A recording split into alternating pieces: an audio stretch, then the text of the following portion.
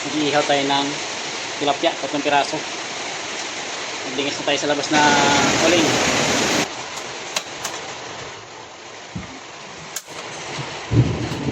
Magpapakulo lang tayo dito ng tubig para dun sa ating gulay. Ito yung ating mga gulay, lulutuin, malunggay, prepare na. Ayan tayo sibuyas, tsaka miswa, okra, tsaka ayun, kalabasa lang. Yan ang lulutuin natin ngayon. Kalabasa, nahugasan na natin ito mga idol.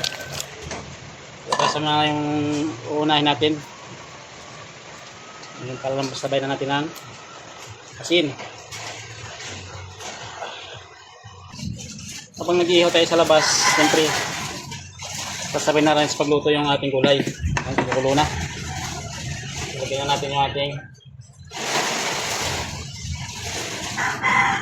bawang sibuyas. Ito na ang pamintang gurog. Magic sarap.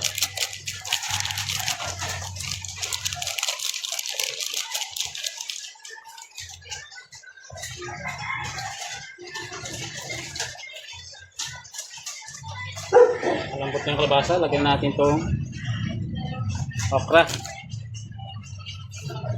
saka lemongrass.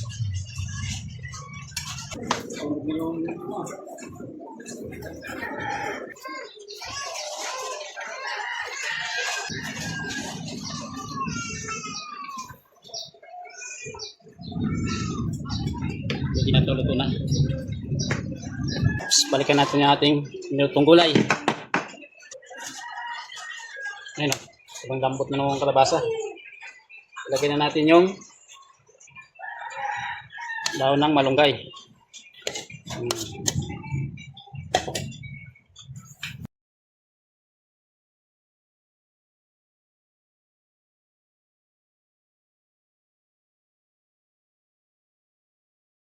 Tingnan kung tama lang yung timpla.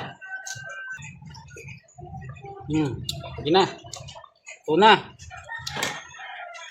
Tayo natin.